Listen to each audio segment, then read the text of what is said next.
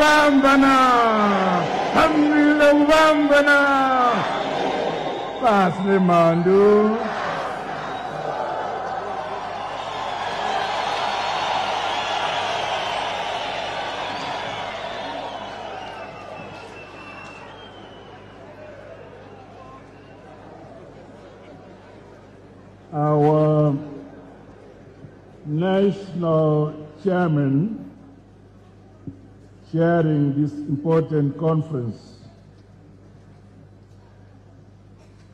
Comrade OCZ Mchinguri Kashiri, our First Lady, Comrade Amai Dambuzo, Amai Mnangagwa.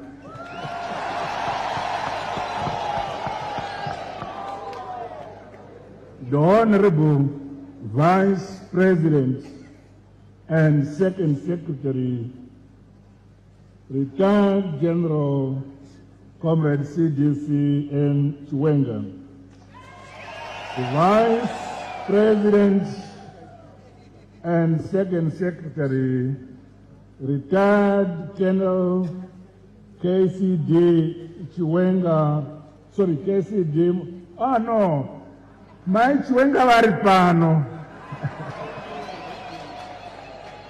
Tino urombo ndanda kudarikirai.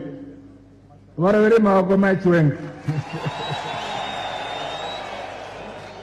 the Vice President and Second Secretary, retired Colonel Comrade KCD Mohadi, Namai Mohadi, atinabo pano,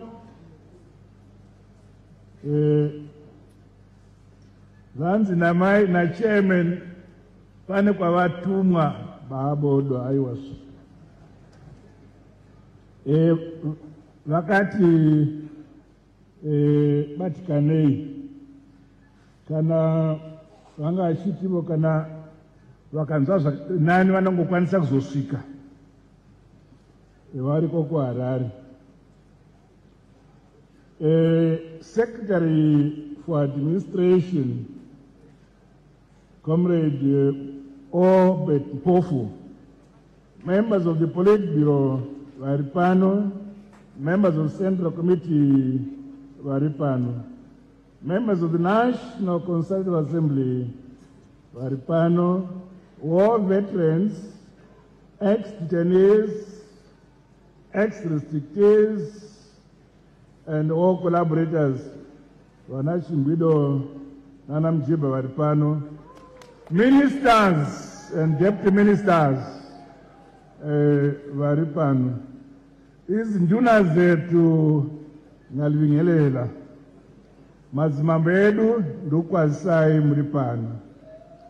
Senior government officials, representatives of sister liberation movements who may be here, members of diplomatic corps who are here, representatives of business, students, women organizations, and youth organizations who are here, Congress delegates, invited guests, members of the media, comrades and friends.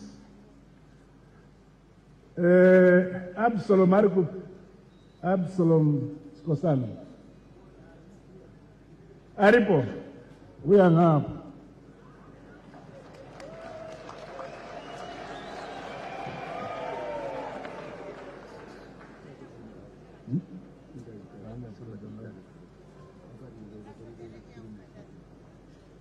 Mike.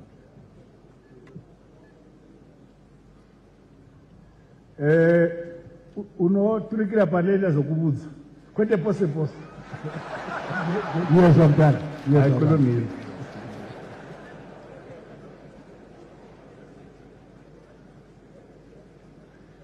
Ngenxa yokuthi silabantu omzini ngizakhuluma ngesikiwa. Undoda lo uAbsalom uzakhuluma ngesindebele. Mina lami ngizakhuluma ngesishona ngesikiwa ndawonye.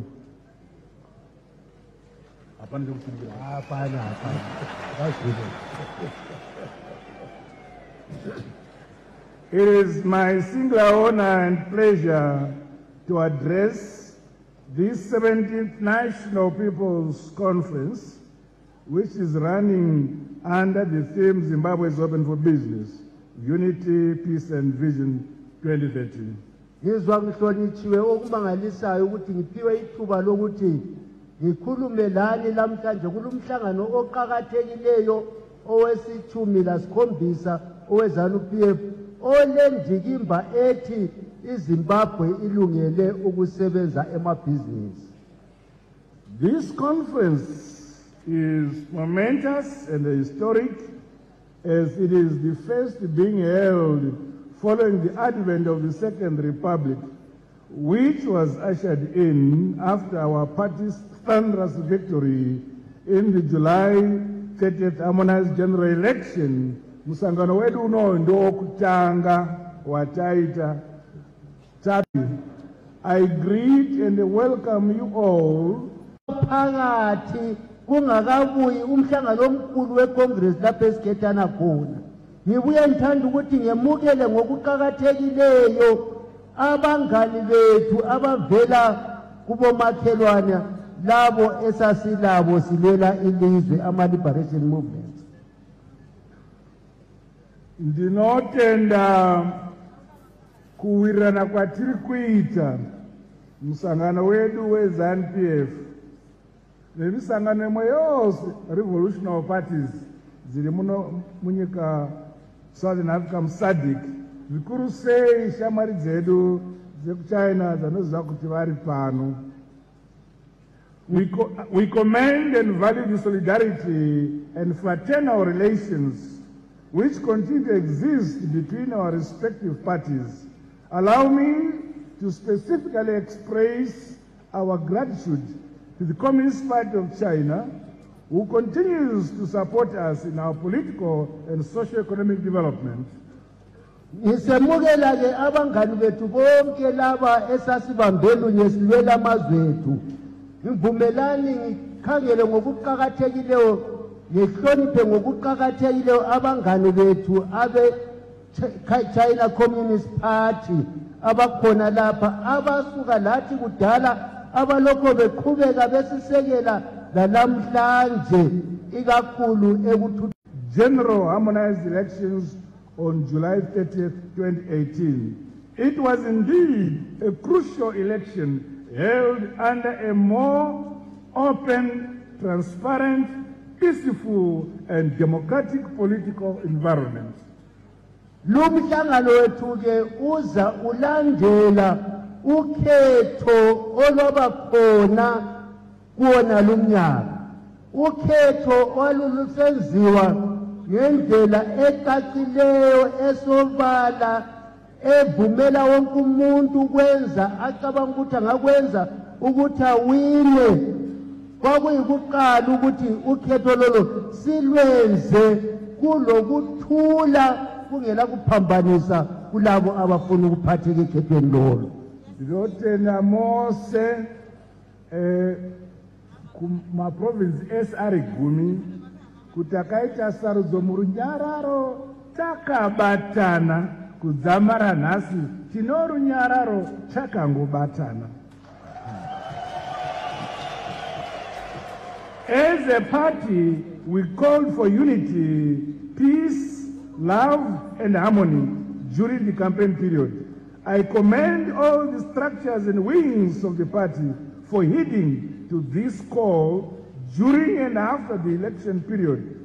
I appeal to us all to entrench this non-violent culture going forward.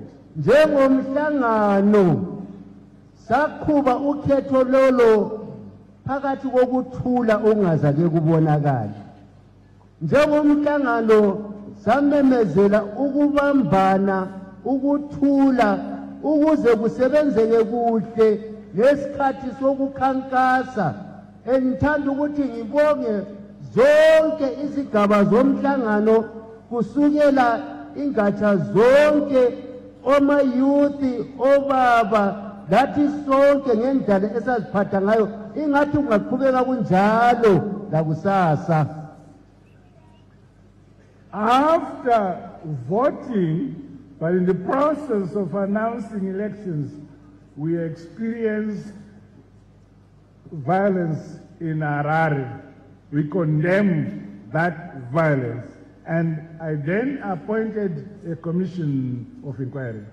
Ngemva kokubana ukhetho solukhutshwe ngendlela ecace kangako kwaqhamuka udlame eHarare. Soluqhamukela idlame ubaba wakhetha ikomiti yabobaba labomama abahloniphekayo ukuthi baxwayisise ngalolo dubo olwadaleka eHarare mhla ka-1 August. I have since received the report of the Commission of Inquiry into post-election violence of 1st August 2018, and I will be making it public next week. Ugwalo lolo ke oluyilo olwaqutshungulwa yileyo komishini ubaba ayiqambayo solwaqeda umsebenzi lwamupha impumela yokuxwayisa kwabo uthi ke ubaba uzalubeka emphakathini kuloleli iviki elizayo ukuthi kwahamba njani mhla ka-1 August. Commission yatakaita kuti iongorore mhirizhonga yakaitika muHarare yakandipa report ini navatevedzeri wangu. tiri kuriongorora asi tawirirana kuti svondo rinouya torisa kunyika. Allow me to congratulate the party at every level for the good showing at the elections.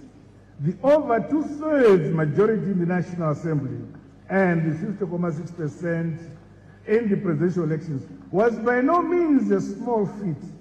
The law requires a presidential majority of 50% plus 1 vote for one to be declared the state president. However, our revolutionary party won by over 400,000 votes. Well done. I thank you. Uthi lapho kuthayela ihlombe umhlangano kuzigaba zonke ngomsebenzi owenziwayo ngekhathi sokhetho. Latha labhuqa lathola lokhuyana okuthiwa yi-2/3 majority eParliament okungasiyo into elula. Lakuyo umongameli lapho udingakala ukuthi nje kwakungathiwa azuze ihafu yamavoti lo muntu oyedwa kodwa lathaya labhuqa ladlula ngama-400,000 votes ukuthi aze abe ngumongameli athaya bhuqe labantu ababe mphikisana laye. Uthi uyakubonga lokho kakhulu. Ndinokutendai takarakasha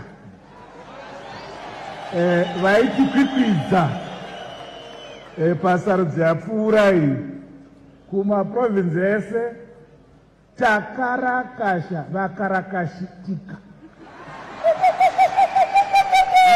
We should be extremely proud of ourselves, and that thunderous victory stands testimony to the deep faith our people have in the party, its policies and its programs.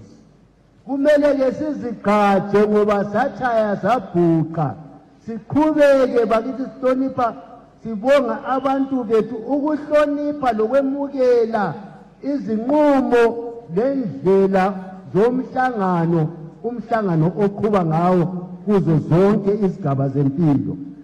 We were given a fresh mandate to govern Zimbabwe for the next 5 years, full stop. Saphiwa elinye ilungelo eligcweleyo ukuba sibuse iZimbabwe okweminyaka emihlanu elandelayo kwagqitshwa khonapha kula inkulumo futhi full stop. No GNU. Akukho akukho kuyinqukubili lokhalo kwakuthiwa i-GNU. The votes came from all corners of our country, and it was a resounding vote for which I am truly grateful. Your vigorous programs and activities yielded notable results. I say to you all, thank you, Siyabonga, Ndinokutendai. Ukuba lokhu kwaphuma kuzo zonke izigaba zelizwe kwanqotshwa wonke amaprovinsi asebenza ngokumangalisayo sanqoba zonke indawo. Uthi ke lapho ubaba uyalibonga uze wachaya konke la ngesindebele lizwile la ngesikhiwo. In spite of our convincing win, the losing presidential candidate, one out of the other 22 of main opposition, took us to court, refusing to accept the majority vote of the people. This culminated in a constitutional court ruling which confirmed me the winner and was decided by the people through the ballot. Kulandela ukunqoba kwethu lokho lapho esathaya sabhuqa kwaba lalo umntwana lo okhanye engalayekanga owaphuma phakathi kwabanye abangama-22 yena waba nguye yedwa ihlongandlebe wasibophisa wathi kavumelani lempumela yokhetho oluvezwe yilabo ababephethe ukhetho abezeki.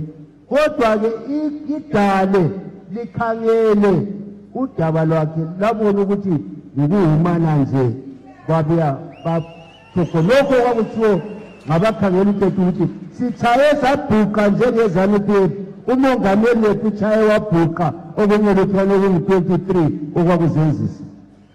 Musatambura kana kushaya hope muchizwa tumheremhere tunenge tuchiita apa neapo that guy.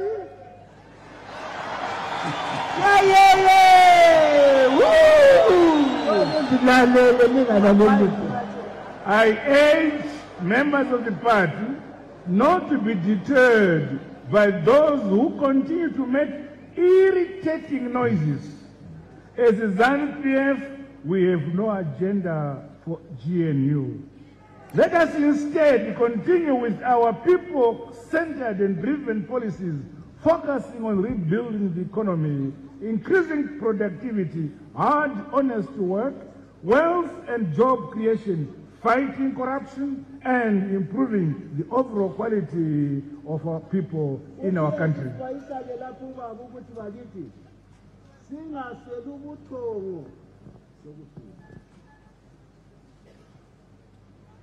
Yes.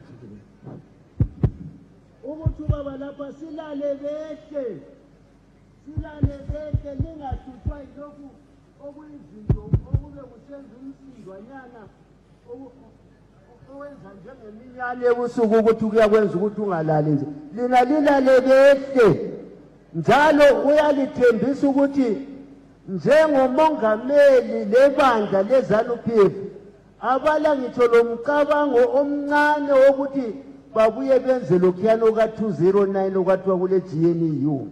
Akukho okukhona khathesi uthi ubaba lohulumende wakhe so ukusebenza ukuthuthukisa ilizwe ukuthi sidale imisebenzi silwisane lokugwelegwele lokuthiwa i-corruption lokusebenzela nje ukuthi sithuthukise impilo zemuli yonke yeZimbabwe. Yikho kukhona i-GNU 0 akukho.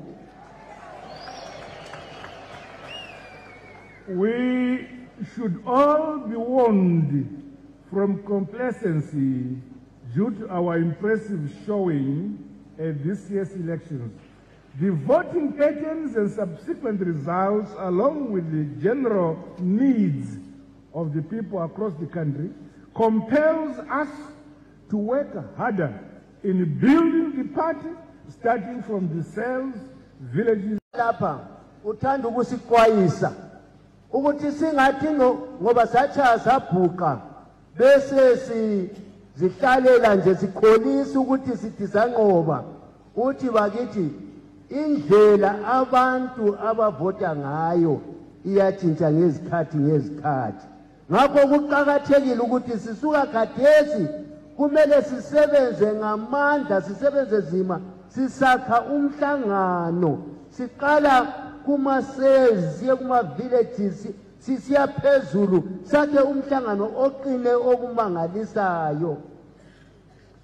We must pledge ourselves to be faithful and loyal to the ideals, values, and the principles of the party.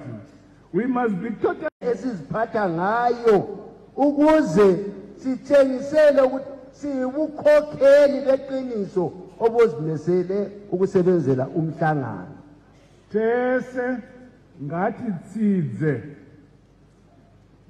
semember emhlangano weZANU-PF kuchengetedza nokuparidza shoko reZANU-PF zvatakamirira muZANU-PF tisimudzire masikati kana usiku drugs, medicines, farming inputs and fertilizers, as well as a wide range of basic commodities. Umhlangano lo esilawo lapha siwenza ilizwe likhangelane lokungami kuhle kwezinto emnothweni. Amapetro kawakho imithi ezibhedlela iyadula impahla zokusebenzisa ekulimeni lemvundiso ama-fertilizer konke kuyadula sengitsho kanye lempahla sizisebenzisa emagumeni ethu mihla yonke okuthiwa ngama-basic commodities. We condemn the opportunistic and gluttonous triple pricing regime practices by some business persons, which have resulted in untold suffering to the majority of our people. This trend should stop. Othile ubaba lapha njengomongameli womhlangano lomhlangano lohulumende bakusola ngamazwi angaphezulu kokusola lokho kwenzakalayo lapho kutshengisa ukuthi kulabanye abantu izihwaba ezingaphezulu kobuhwaba abafuna ukuthi bathwalisa abanye abantu zima kume ngokuphangisa. Takashamiswa rimwe zuva takaenda kunovata mbeu ichiita $33 nefederal isa kubva ku $110 tavapa 45 tisakambotaura tikati ko zvambo chichanga chatika usiku kuti muite izvozvo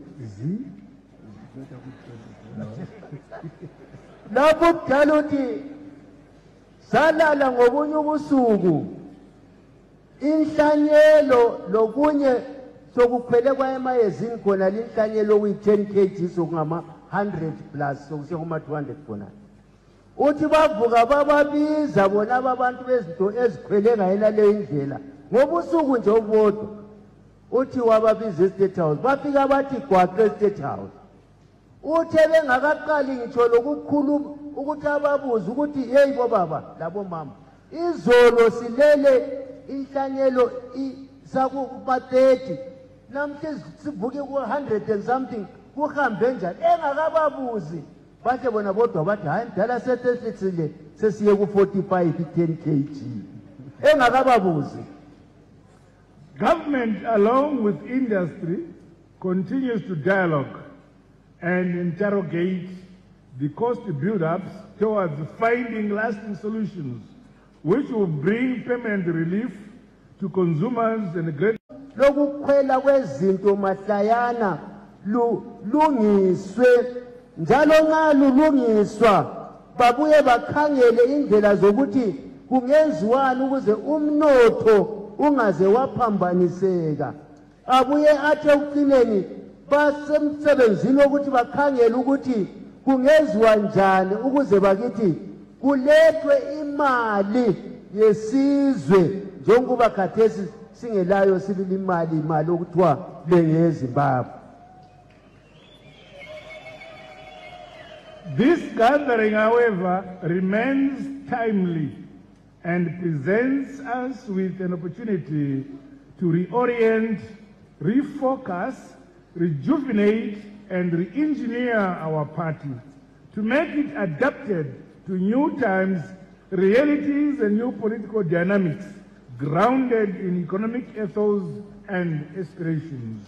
Umhlangano lo ke uthi ubaba lapha usipha ithuba elihlomangalisayo ukuthi ke sihlolisise sibonisise sibuye sivuselele umhlangano wethu sizame futhi ukuthi sisebenze ngendlela zazo lezi insuku sikhangela amaqinisa akhona lokuthi ezombangazo lezi zihamba njani konke sikhangele ukuthi sikwenza ngendlela esiyijayeleyo eyiyo indlela yabantu beZimbabwe. The onus is upon us to come up with key economic oriented resolutions for implementation by government.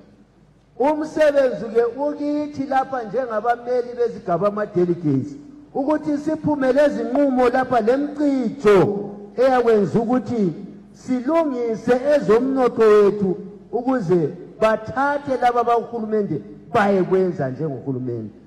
Mutoro uri patiri pamsangano uno kuti tiite zvisungo nokusumudzira ufumi hwenyika yedu hurumende igotevedza zvisungo izvozvo. Our country's immense growth potential embedded in every sector of our economy through a protracted liberation struggle we attained our political independence and subsequently our land. It is critical that we use that land to develop our agriculture and maintain food self-sufficiency we currently enjoy. The ongoing audit by the Land Commission should result in more land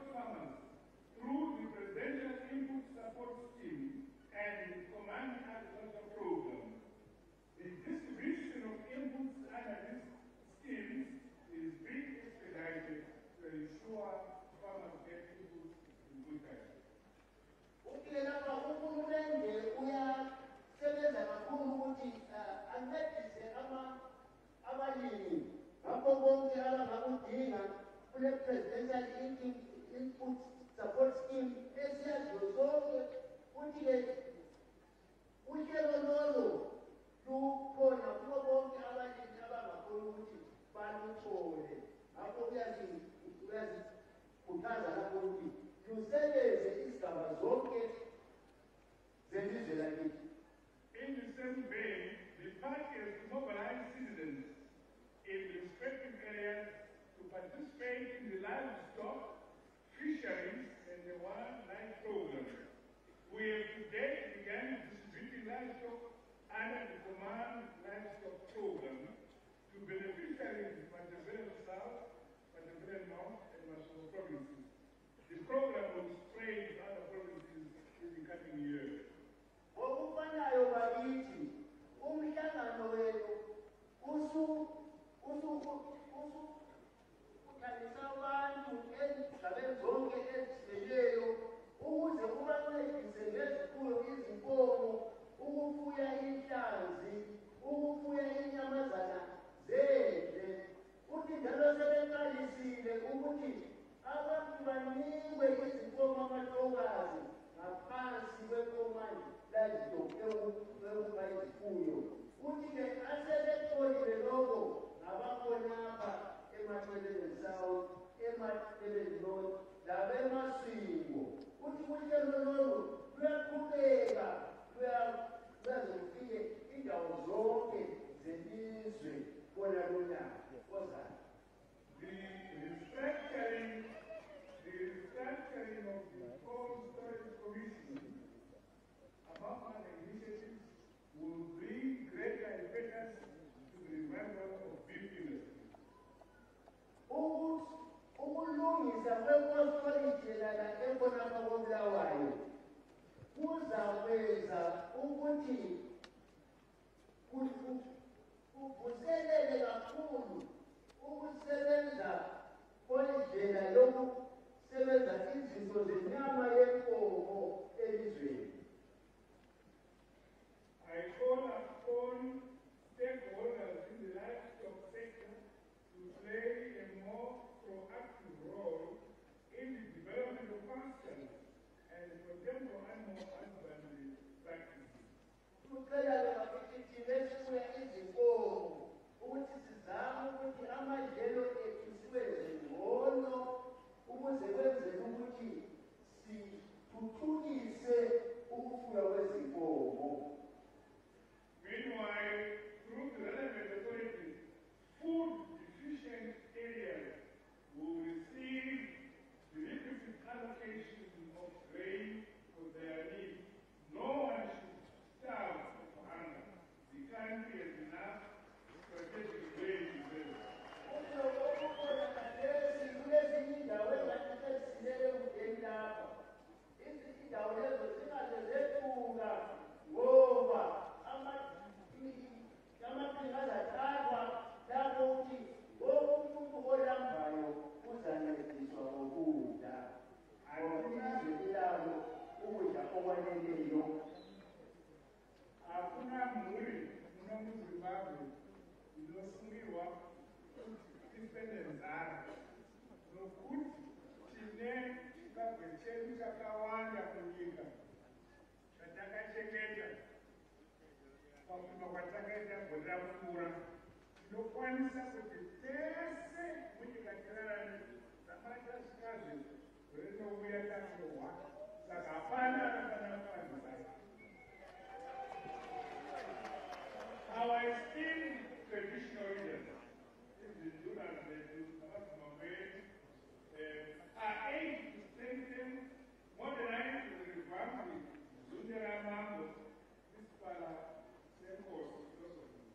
The program was inclusive, taking into cognizance the local resources in our province. Ezinduna lapha ziyakhuthazwa obaba inkokheli zomdala zomdabuki ziqinise kakhulu isiphala senkosi ukwenzela ukuthi nxa bekhona abaswelayo bayethola ezindleleni zethu ukudla bangaze babulawa yindlala. The manufacturing sector is steadily growing and capacity utilization has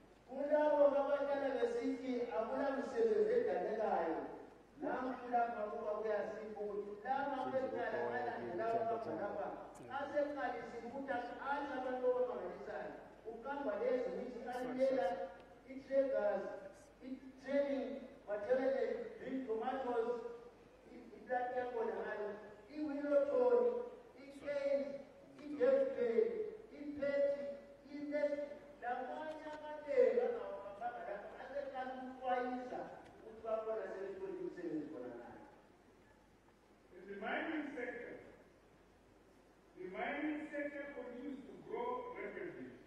Last year, we achieved 24 tons of gold. This year, we are already above 50 tons of gold.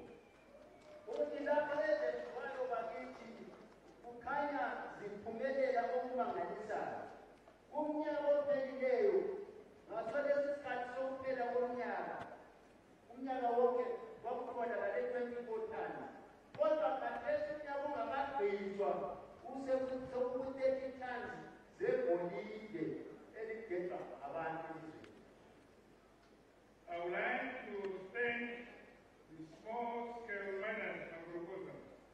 They've contributed a lot.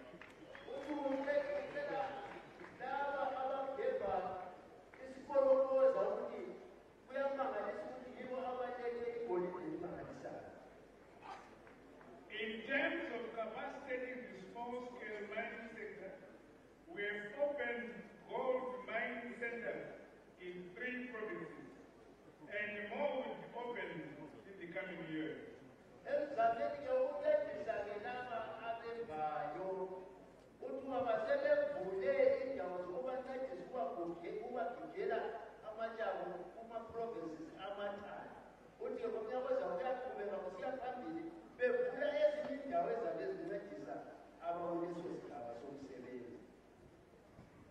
On the other hand, the mining and the processing of new minerals such as lithium is set to create employment and help drive our modernization and industrialization agenda. I recently had groundbreaking for a lithium mine in Groningen.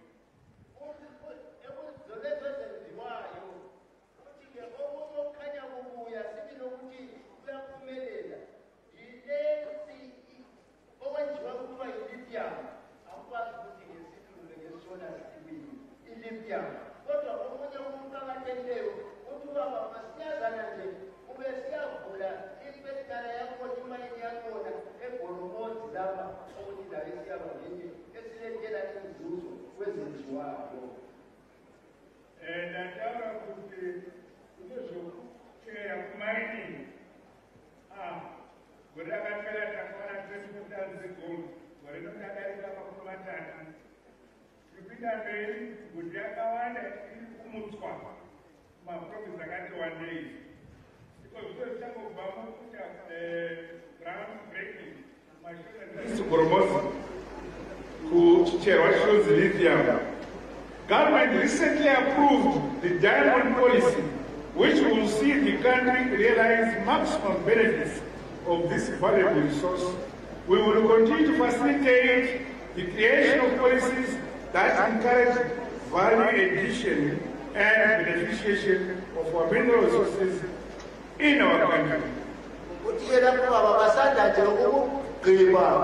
Umsebenzi wokuthi bavumelane ukuthi lezi ezedayimana zibanjwa njani uthi ke selokugqibele lokho njalo bazaqhubeka bekhangela zonke ingatsha zokwenziwayo bekubona ukuthi kungenziwa njani ukuze singathengisi izinto ziphume emhlabathini kodwa ke sizilungilungise ukwenzela ukuthi nxa ezithengiswa sezilentengo engcono kulokhu kuthatha kunjalo. Following our realization that we can develop our roads from both our local skills and internal resources, the commencement of rehabilitation, upgrading, widening and dualization of our roads has begun in earnest. Works on the bike bridge Masvingo-Harare Chirundu Highway and the Plum Tree Bulawayo Harare Mutare Road are already underway. uthi ubaba lapha bananzelela ukuthi kulezi ezokulungisa imigwaqo okunye singazenzela sisodwa singadingi abantu bokuzosincedisa uthi yikho umsebenzi uqalisile omkhulu emgwaqweni oweBhayibhiti Maswingo oweHarare Chirundu lowePlumtree Bulawayo yonke limigwaqo kusiyafika eMtare kuphezulu kokulungiswa silungisa sisodwa. The Bike Bridge border post and the Bike Bridge Bulawayo Victoria Falls Road are also said to be modernized.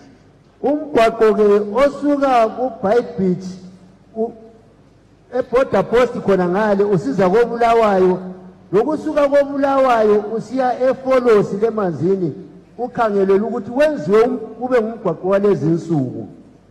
In addition, we have begun an intensive program to rehabilitate urban and rural roads as well as bridges throughout the country. Ezwalokho kulomsebenzi omkhulu wokulungisa imigwaqo lemadorobheni lokulungisa amanye amabridge ayesethethwe ngamanzi. All these jobs, all these projects will create jobs and help us leverage on our land-linked status as well as our strategic geographical location as a regional gateway.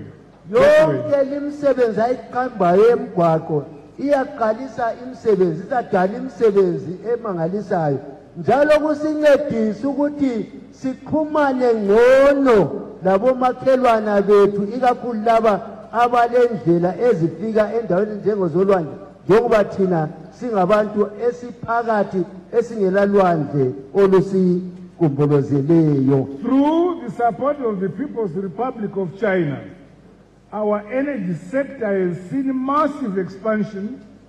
Kariba South Power Station Extension Project was commissioned, adding 300 megawatts to the national power output. The construction of Wange 7 and 8 thermal power station has commenced. This project will create over 3,000 direct and indirect jobs and ultimately result in energy self-sufficiency, which is key to our industrialization strategy. Uthi sincedisana ke labangani bethu abeChina kule okuthiwa yilokuzeni yi-thermal South Power Station. South Power Station eKariba ngale esetshenzwayo ezasinika amandla kagetsi la okuthiwa yi-300 megawatts. Babuye njalo basebenze ngale ewanki imtshina yokupheka amagetsi unumber 7 lo number 8 layo ezabuya idale imisebenzi eminingi okumangalisayo nxa ekukhangelwe imisebenzi edlula 3,000 izadaleka kuze lalezi ndawo ukuze abantu babe lamandla kagetsi aneleyo azasincedisa lakusebenziseni kuma industry ethu. Currently, we are having negotiations with a potential investor in the Batoka Gorge hydropower station, and these discussions are very advanced. This is a joint project with Zambia, and once completed, will add 1,200 megawatts to the national grid. Investments in renewable energy resources are also being encouraged. Sikhuluma nje khathesi kule nkulumo esezisiqoka phakathi kokuthi kubanjiswane leZambia endaweni ukuthiwa Batoka Gorge hydropower. Uthi umsebenzi lo sesigabeni esiphezulu kakhulu ukuthi wenzakale njalo nxa usenzakala kuyabuya kwengezelele amandla kagetsi la afika 1,200 megawatts ozangena emandleni esiwadingayo kagetsi. Njalo kulemizamo yokusebenza indlela lezi ezamagetsi enziwa izinto lezi okuthiwa i-renewable energy bayakwazi abakusebenzisa ukuthi amagetsi ayadaleka ngendlela ezitshiyeneyo lakho bakukhangele.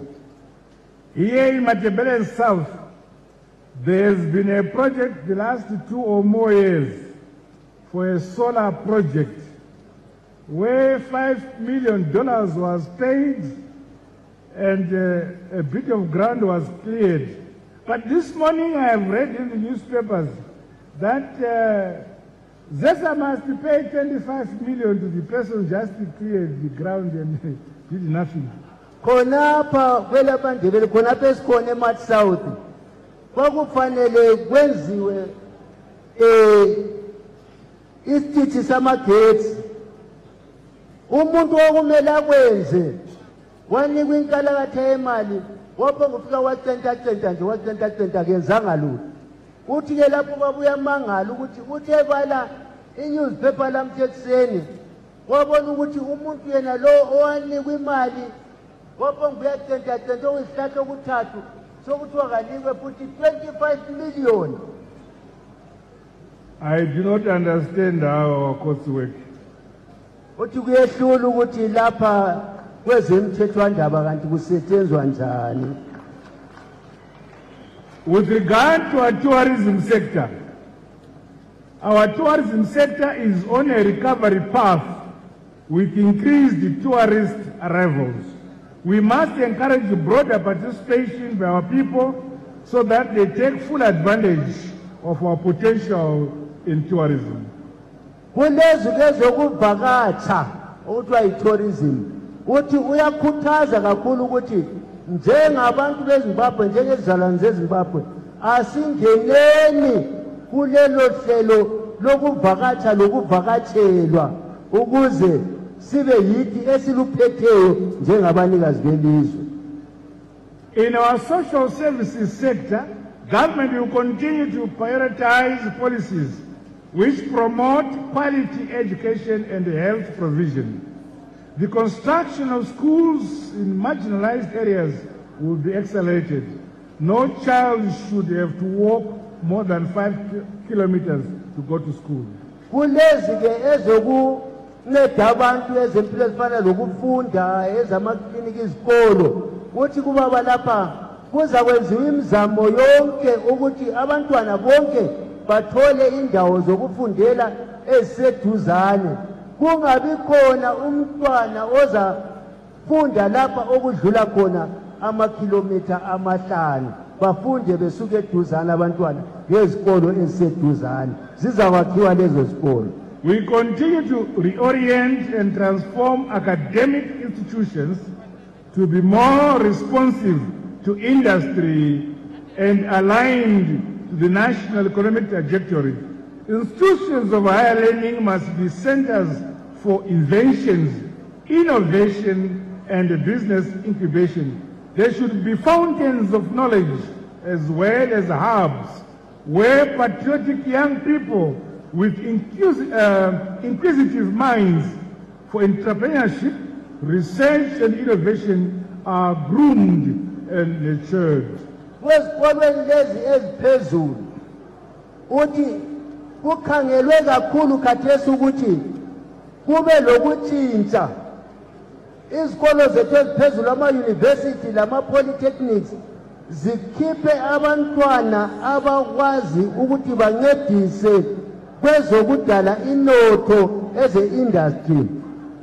Uthi imfundo lezi eyaphezulu kumele ibe labantu abanelisa ukudala izinto ezidingakalayo phakathi kwesizwe. Hayi ukuthi kube ngabantu kuphela abaphokufunda kodwa baphume bengancedi lutho kodwa bancedise ukuthi ingqondo zabo zibe zingqondo ezanelisa ukuthi badale izinto ezinceda isizwe ezinceda uZulu phakathi kwelizwe. Kubazi lothano takabona kuti mishonga kumakhemisi akudhura mahospital yakushayikwa takatsvaga mari tikanotenga ndofunga makaona zuro yakatanga kusvika imba yakapfuura inoyi yazara nemishonga iko zvino kune bishi rokuendesa. rokuiendesa kumaprovinsi ose tiri kuisa zvakare zvitoro zvemishonga zvehurumende mumaprovinsi mose ichitengesa yakachipa kuti ehlupeni lwemithi uhlupho lwemithi bantu bakithi njengoba sesiphila ngamaphilisi uthi uhulumende-ke usezame imizamo yokuthi wadinga indlela zokuthi enze amaphilisi abe khona ebantwini azatholakala izigaba zonke ayeza aseqalisile ukuza kini ayatholakala izigaba zonke ngentengo ethengekayo hayi lokho esesihlangana lapho emakhemesi. We appeal to those in the health services sector to always balance between matters of their welfare and the need to serve human lives. Uthi bacela-ke lapho ukuthi laba abasebenza kuma-pharmacy lendaweni ezinjalo ake baqakathekise impilo zabantu hayi ukuthi baqakathekise izikhwama zabo lokuphila mnandi abantu bethwele zima. In today's fast changing and globalized world, ICT, social media, is indispensable. It is necessary. Kuso nesisikhathi esikiso bakithi lolu lwazi lwalezi nsuku okuthiwa yi-ICT soludingakala okuma soluyilo impilo akuseyinto nje ongayiyekela sokuphilwa ngakho. Government will roll out radio and television transmission signals to remote areas. We will quicken the pace of implementation of programs. We want all our people in every part of our country to have access to local broadcasting and telecommunication services. Ngakho kulandela yona lendlela okusetshenzwa ngama-ICT uthi baba lapha bazakwenza ukuthi imsakazo yethu o-radio labo-TV bafike kithi khona lemakhaya ngokuphangisa ukwenzela ukuthi abantu bakithi labo bakwazi okwenzakalayo phakathi kwelizwe uthi lokho baza kuphangisisa masinyazana nje kuzafika khona ngapho kini. Mobile networks must spread their services to remote areas so that more of our people can enjoy the convenience of mobile money services. Lalaba abasebenza ngalokho kwamafoni lokho kumele ukuthi bafake izinto zabo leziyana ezenza ukuthi amafoni abo abambeke izigaba zonke zelizwe ukuze bonke abantu lana lisemakhaya lithole ukusebenzisa ulwazi lolu njengabo laba abasemadolobheni. Every province has particular and specific resources. Government, guided by the party, is putting in place the legislative framework to implement devolution. This is set to see the actualization of the concept of provincial economies.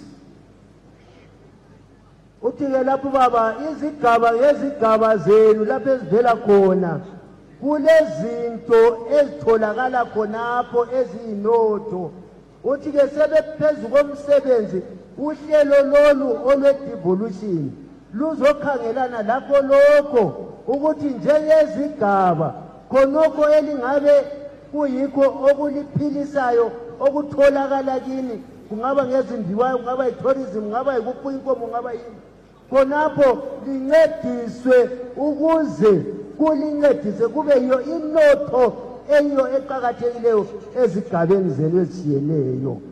Hurumende iri kuti iyo province imwe neimwe yakapuwa ufumi hwayo naMwari isina kukumbira kuna Mwari. Saka vanobva ikoko kuprovince motarira kuti muprovince medu munei province yedu tingaisimudzira sei munenge makabatana muchiita izvozvo. Vachanyanya kubatana vachachimbidzika kubudirira, vachanonoka kubatana vanonoka kubudirira. Lizwile ukuthi lingaphuza-ke ukuthi likhangele khonokho elilakho emaprovinsi le lizasalela emuva, abasukumela phezulu bahambe besiya phambili lisalele emuva. Our new minister we-finance kakomana kanonzi Professor Mthuli Ncube amene kana kabuya ubaba osiphathele ezemali nakasimuke sukuma uMthuli Ncube akho kakakupai $310 million kuma province. Uthe elungisa-ke ibudget yakhe wakhipha izigidi amakhulu 310 million ukuthi izalincedisa ku-devolution kuma-province. Sinobvira kuti each province will get $31 million US yamunogara pasi kuti moishandisa sei. Imali leyo ngamayusa ukuthi njenge-province kumele ukuthi lizahlala phansi libone ukuthi nxa ibuya iyi-31 million liyayisebenza njani ukuze ilithuthukise. I now ask this conference sengicela-ke ukuthi umhlangano wethu okuqakthekileyo lo to be very, very attentive as I say this. ukuthi lilalelisise labahamba ulihlale phansi ngoba umdala kuzaphuma okuqakatheke okumangalisa. As we implement devolution, nxa silungisa ukunika amandla ezigabeni zonezo, let us, all of us, remain mindful that this republic is a unitary state. sisenza khonokho sisebenza ngama-province nge-devolution, singakhohlwa emakhanda ethu ukuthi leli lizwe lizahlala lilizwe elibambeneyo okuthiwa ngesilungu i-unitary state. Akulakuzibusa ukuthi selibhazukile. It's a unitary state with diverse cultures, diverse languages, diverse beliefs, diverse religions, but it remains united. Yilizwe elilokwehlukana okuncane nje, amasiko, indlela esiphila ngayo, inkonzo zethu ejiyeneyo, singehlukana kulezo ndlela, kodwa thina simunye, iZimbabwe yinye, izahlala injalo.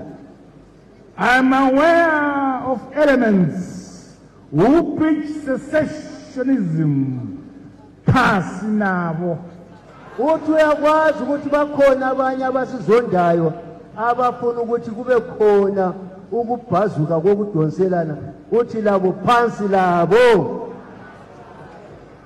Devolution must improve the quality of life of all our people in our respective provinces.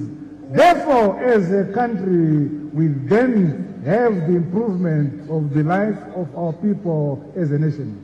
Uhlelo lolu lwe-devolution kumele luncedise abantu ezigabeni zabo ukuba bathuthuke baye phambili beyisizwe esinye, ukwenzela ukuthi nxa sesikhangela yonke indawo sibe yisizwe esithuthukileyo sindawonye. We, under the Second Republic, are striving to become a middle-income economy by 2030, and this we will achieve as long as we remain united. Uhulumende okhona lo khathesi usebenzela ukuthi nxa kufika umnyaka 2030 kungasela mnyanga kuleli lizwe, kungasela mnyanga lo yedwa, kodwa lokho singakwanelisa kuphela nxa sizakwala sibambene siyisizwe sinye singabantu banye. U-2030 efika siyabe sesiqede ubuyanga wonke umuntu esesanelisa ukuthi akhangele imuli yakhe ngendlela esuthisayo. We need to preserve the environment for sustainable development.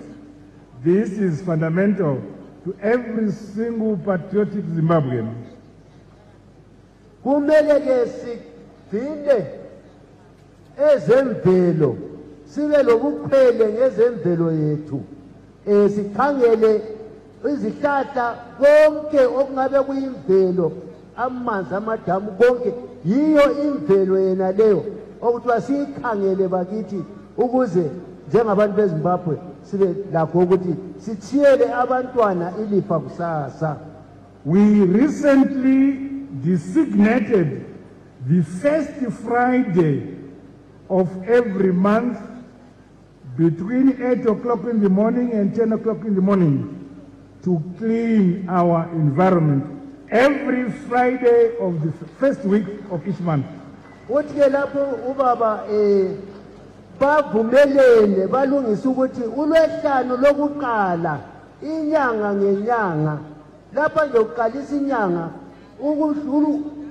uLwesihlanu lokuqala kusuka ngo8 ekuseni kufika ngo10 ekuseni isizwe sonke ke sizinike isikhathi sokuthi ukuthi ke sithanyele indawo zethu silungise imizi yethu just for those 2 hours isihlanu ngesihlanu ngenyanga just for those 2 hours.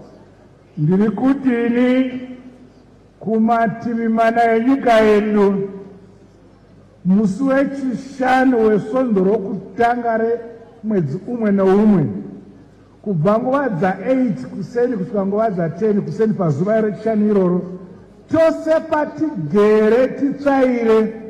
Handisi kuti vana mai musatsvaira pamusha mamwe mazuva, asi ndiri kuti musi iwoyo hurumende iri kuti tsvairai pose pamuri kana kumakambani. Musi iwoyo munotsvaira pakambani penyu pachene every Friday first week yemwedzi.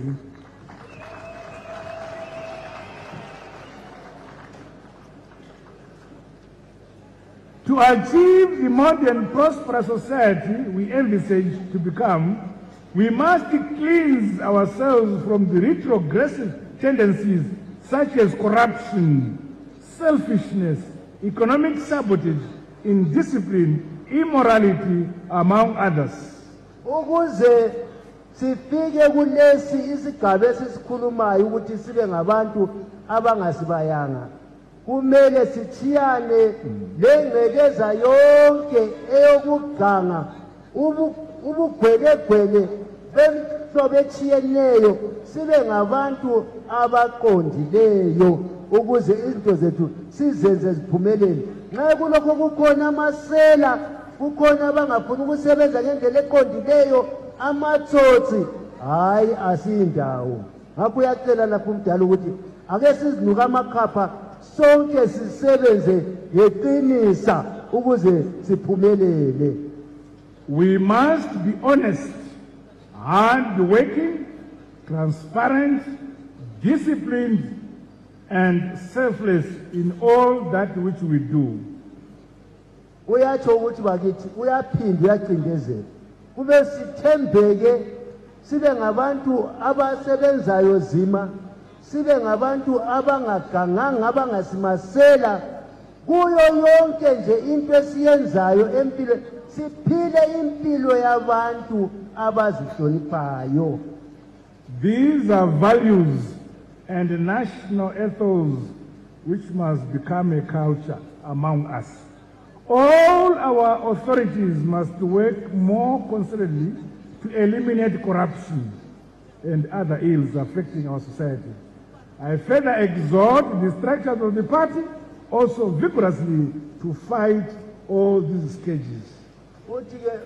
Lokho yikho kumele ukuthi njengemuli yeZimbabwe sizinike kube i-challenge kithi ukuthi siphile impilo eqonde nta, wonke umuntu aphile impilo yenza ube umuntu ukuthi ubuntu ngesintu sakithi hulu. Yikho akutsho lapho ugoqela ukuthi nomuntu sithi ngumuntu uyabunjani uthembeka uqondile ungumuntu osebenza izinto eziqondileyo ungasilo sela ungasiyo tsotsi yikho kuphela ongenza ukuthi sizwe sethu siye phambili.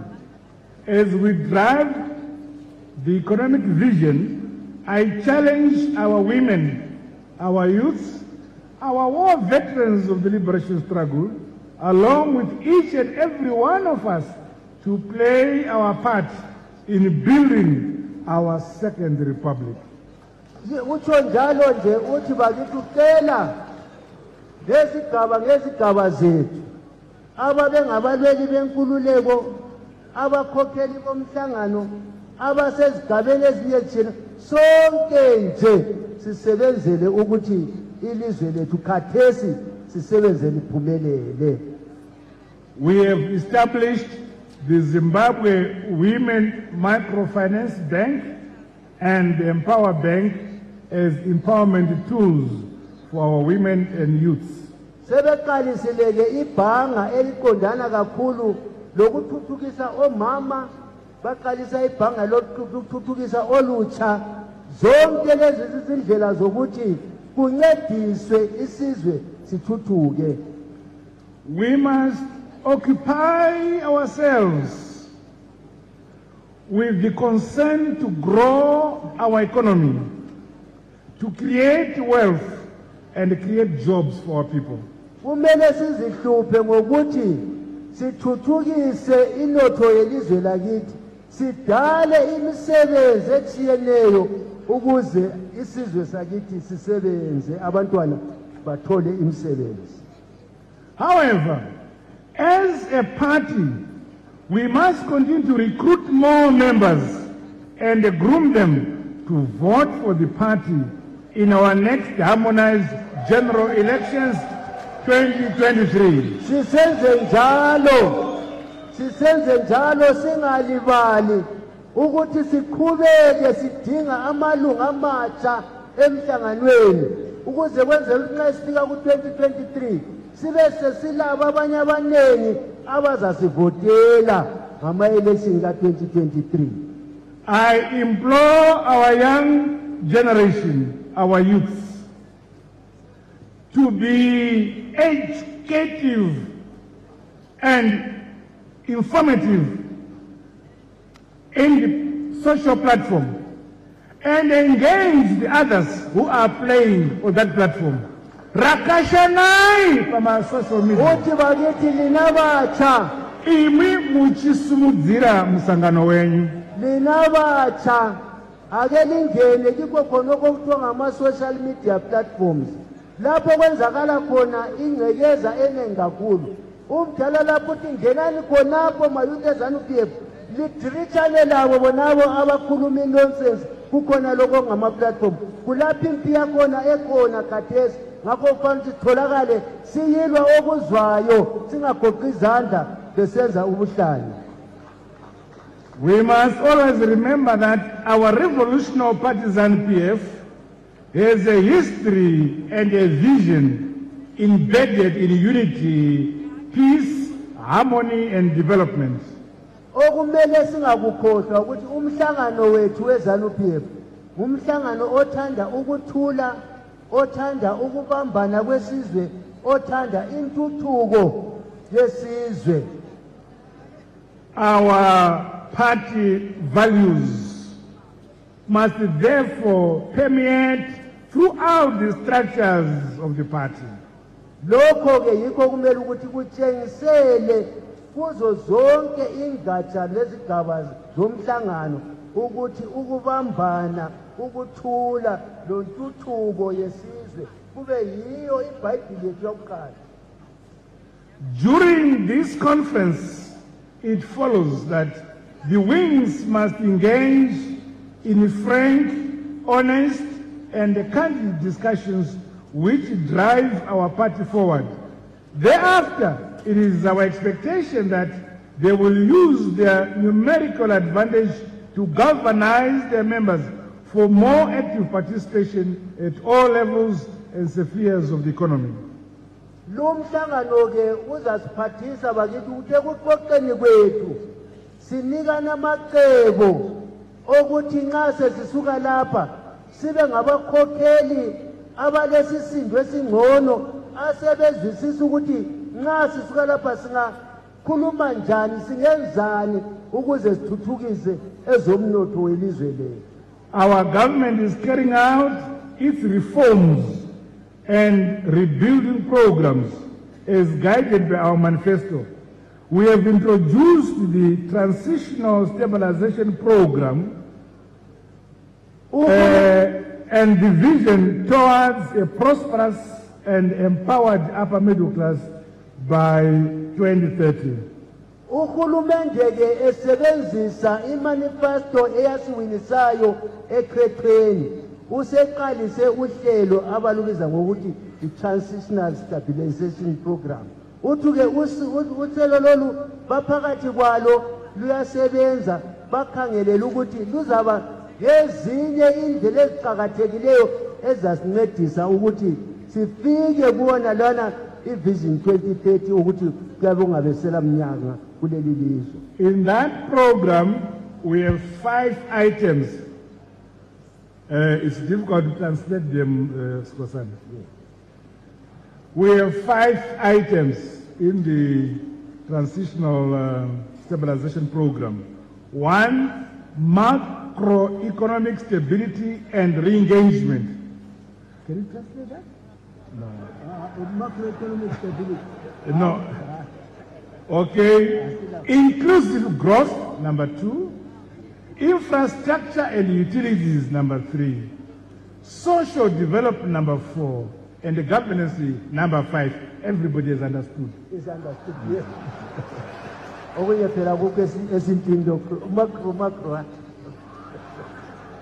Under this program, our government has accelerated efforts towards maintaining fiscal discipline and reducing budget deficit. As such, we continue to introduce measures to stabilize the economy, promote local production and productivity, whilst increasing exports across all sectors. Ngalolu hlobo uhlelo aluqambileyo lapha olenkcijwe emhlanu le uthi ke kuza ncedisa ukuthi bakithi ekuphathweni kwezimali lapha ngoba kulapha esikhathini okwakuvuze khona ziphathwe ngendlela eqondileyo kwehliswe izikwelede zikahulumende lokuthiwa ngama-deficit bese kuqhubeka kuvezwa amanye amacebo abangawadala azanceda ukuthi ancedise ukuthi kube lokudalwa kwempahla eziningi i-production kube le-production eningi okwenzela ukuthi sibe lempahla ezithengiswa ngaphandle kwelizwe ama-exports abe yiwo amaningi kulama-imports into the country. With regard to our legislative front, we have a calendar of legislative bills covering the completion of the alignment of our laws to the Constitution during this session. Ngaso lesi ngaloleli ithuba layena lo uhulumende kuqalisa nje khathesi kulemthetho eminengi okumele ukuthi ikhangelisiswe ilungisiswe ihambelane lesisekelo selizwe ezangena eParliament bayilungisise ukuze ihambelane lesisekelo sombuso welizwe iconstitution yelizwe. The amendment of certain pieces of legislation such as POSA and IPA will also be attended to during this session. Kuzakhangelwa ke khonokho ukukhalisa abanye isikhathi eside kakhulu iPOSA le-IPA ukuthi izakhangelwa layo ngazona le isession yeParliament babona abadala ukuthi bangakhanda ngaphi ukuze ingaphambanisa abantu abaningi. Comrades, as we begin the business of this conference, our deliberations must be underpinned by these broad perspectives in order to drive the implementation of our policies and programs. Furthermore, the discussions must be in tandem with the present thrust of the Second Republic.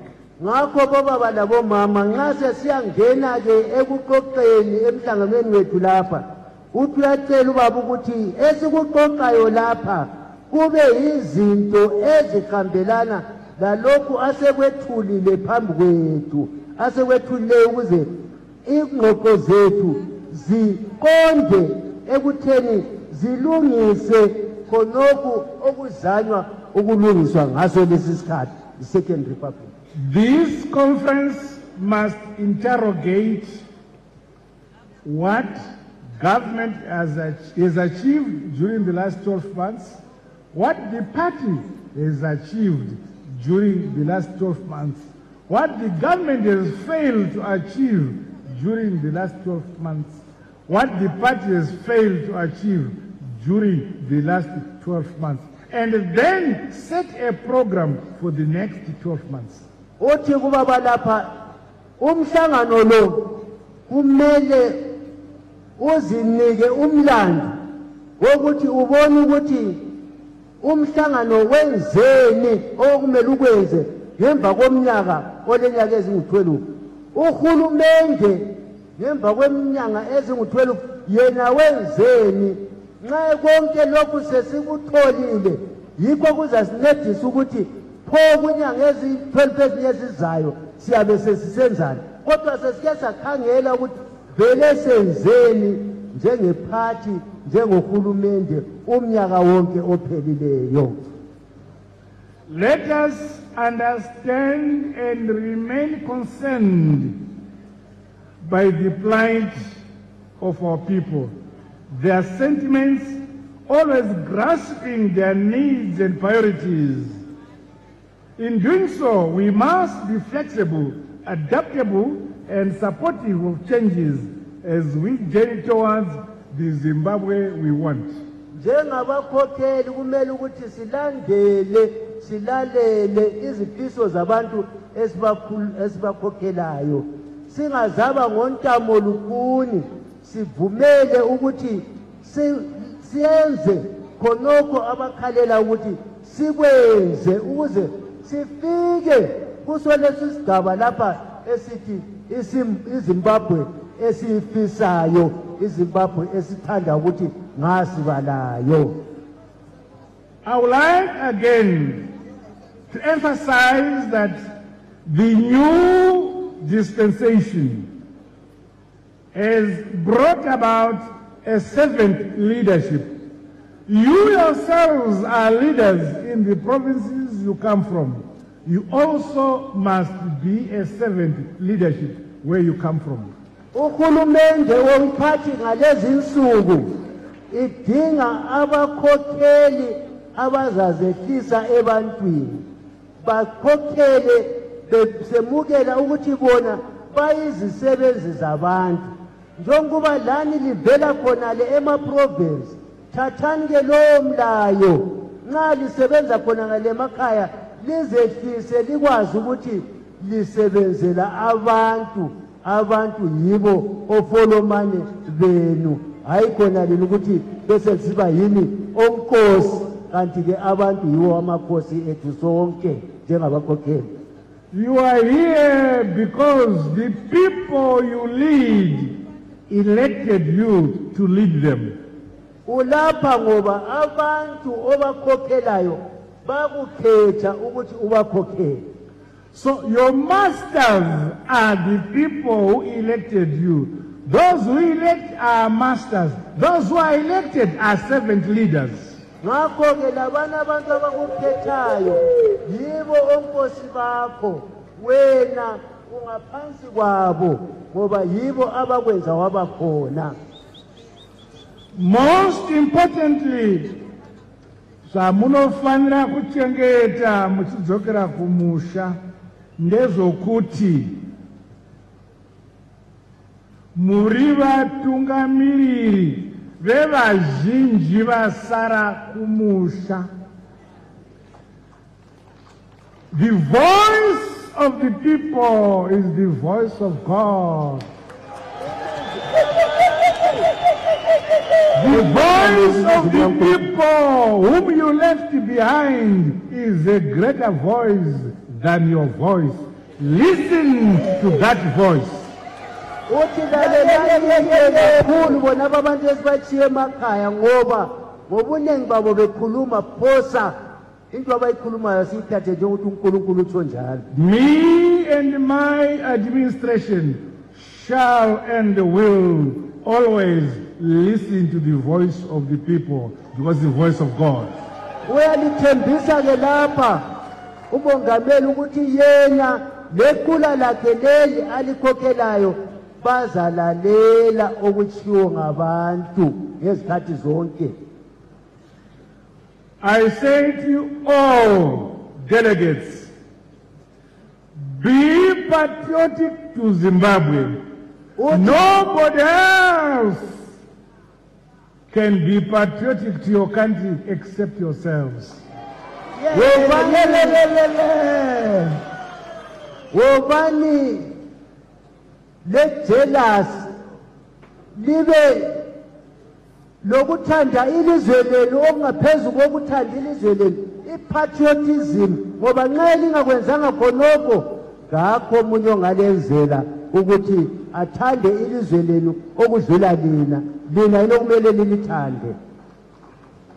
Let us always remember that we must love each other, we must remain united, there must be harmony between us. That way, no force will divert us or stand in our way to achieve our goal.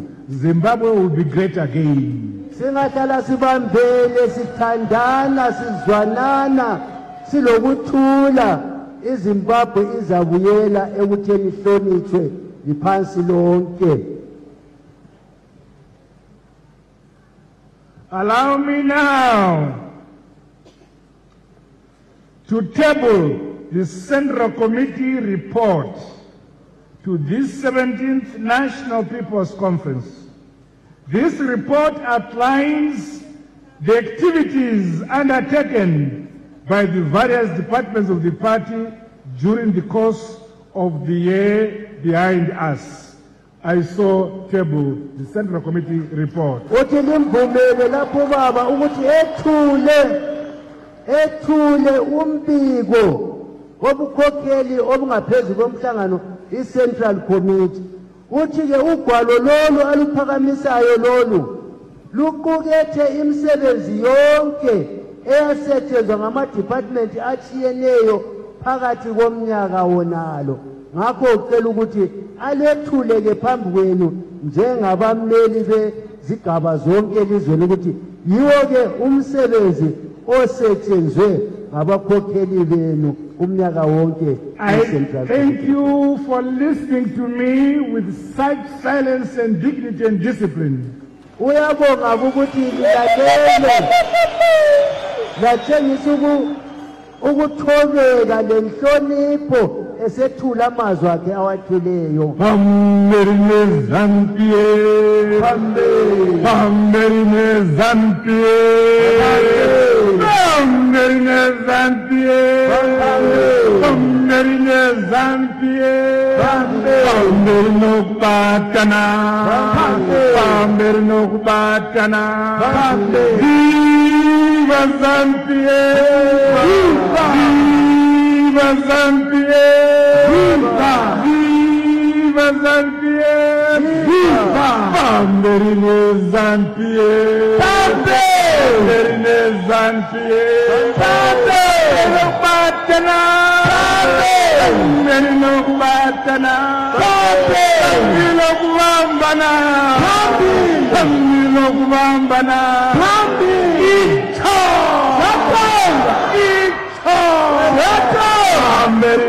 Zanu-PF, Pamberine Zanu-PF, Viva Zanu-PF, Viva Zanu-PF, Viva Zanu-PF, Pamberine Okubatana, Pamberine Okubatana, Pasne Mandu, God bless you all. God bless Zimbabwe.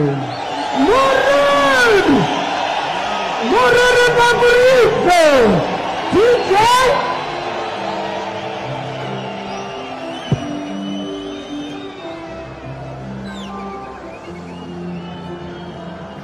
DJ.